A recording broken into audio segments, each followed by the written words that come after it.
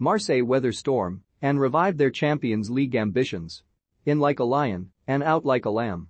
The old adage about weather in March has been a perfect description of Marseille's form and their chances of qualifying for the Champions League over the last month. Marseille were floundering at the end of February. What had looked like an iron grip on a Champions League place suddenly seemed uncertain after home defeats to Clermont and Monaco, as well as a draw against a Troyes side who have not exactly set the league alight this season. There was also a heavy loss to Nice in the Coupe de France quarter-finals, a result that was galling, not only for its margin 4-1 at the Allianz Riviera, but also for the fact that Nice had eliminated PSG, clearing the path for an unlikely winner in the competition. They looked sharper by the middle of March, beating Brest 4-1 away, and then turning in a fine display to beat Nice 2-1 in their league meeting. But, with a host of key players coming back from a busy international break, their trip north to play Saint-Étienne this weekend looked like a dangerous fixture. Saint have been enjoying a mini-revival under Pascal Dupraz. Having lost just once to PSG in their previous 8 matches, they were a threat. The game was delayed due to some lion-like weather. An unseasonable snowstorm descended on the Stade Geoffroy Guichard and led to the game being pushed back from Saturday evening to Sunday afternoon. Arkadiusz Milik, who has been in imperious form for Marseille, scoring 12 goals already in 2022, was ruled out after picking up an injury on international duty.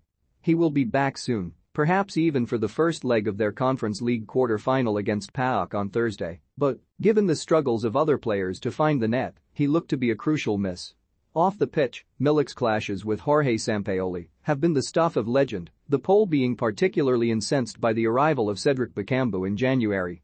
But the two seem to have reached an agreement, however tenuous. With 4 goals in 5 matches in March, his form has picked up, perhaps even spurred on by the arrival of another striker in Bakambu. Marseille were also without the suspended Luan Perez. The Brazilian is diligent at the back and provides much of the cover necessary to give Dimitri Payet freedom in attack. In his absence, Sead Kolasinac started at left back and spent the first 45 minutes being tortured by Denis Bouanga. The former Arsenal man was partly at fault for the opening goal, though the Marseille keeper Pau Lopez had a shocker, letting Bouanga's weak shot trickle below his body and into the net. Payet equalized from the penalty spot, and Sampaoli changed things at half-time, replacing Kolasinac with winger Sengizunder and going to a back 3. The visitors went on to win 4-2 thanks to a shocking own goal from Lucas Gernadouas, another penalty from Bamba Dieng and a slotted finish from Amine Harit. The game was closer than the result suggests, but the visitors showed an adaptability that has eluded them previously. Earlier in the season, Marseille exuded an almost manic energy, attacking hell for leather, but coming unstuck at times, including a memorable 3-2 defeat at home to Lens. After that defeat, the team became more prosaic and picked up a series of clean sheets in November and December. They've shown flashes of their old exuberance since, including a 5-2 win over Angers in early February, but by and large, Sampaoli has kept his team on a shorter leash in the last few months. They have even looked listless at times. Marseille were hardly the stuff of dreams defensively against Saint, but, after veering from one extreme to the other, Sampaoli seems to have finally gotten things right. This team has the talent to react and be flexible during a game, something their fellow top 3 contenders do not. In Boubacar Kamara, Valentin Rongier, Guendouzi and even William Saliba, Sampaoli has players who can play in multiple positions, allowing him to make tactical shifts when it's apparent that a given approach, for example, playing Kolasinac at left back, is not working. The other 3 contenders for the Champions League places, Rennes, Strasbourg and Nice, all have their own weaknesses. Rennes are thin defensively and would be in trouble if Naïf Aguerd or Hamari Traoré picked up an injury. Strasbourg lack depth in terms of creativity, witness their recent struggles, while Adrien Thomasson has been injured. And Nice, while better organized than the other 2, are also far less flexible. Christophe Galtier is a superb coach, but of late he has rarely deviated from his preferred 4-4-2. Just over a year into his reign, Sampaoli seems to have realized how to maximize his squad's talent.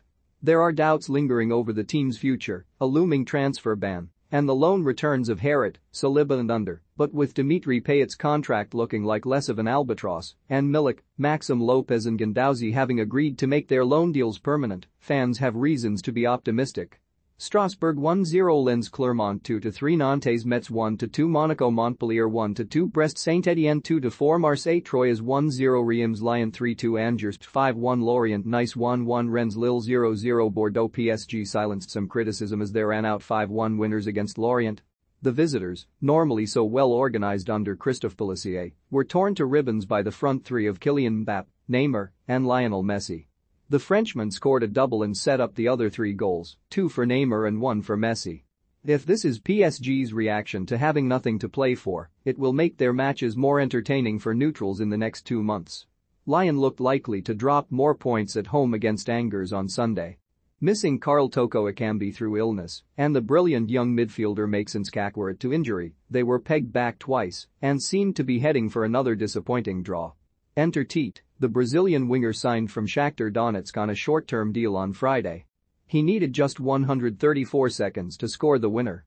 Lyon are unlikely to challenge Rennes and Marseille for the Champions League places, but Tite gives them another attacking option, which they have lacked this season. On this evidence, he could be the difference when it comes to advancing in Europe. They play West Ham in the Europa League quarter-finals this week, or securing a top 6 finish in the league. Strasbourg lacked the resources of the other clubs vying for the top 3, but, as they showed this weekend while beating Lens, it's all about the results. They have struggled to score lately without the injured Adrien Thomasson, drawing against Reims and Lorient, but they showed a combative side against Lens and recorded a vital 1-0 win, taking them above Nice in the table on goal difference. With Lyon to come at the weekend, Julien Stéphan's team still have plenty to play for this season. Their run-in will be worth watching. This article is from Get French Football News. Follow Eric Devon and GFFN on Twitter.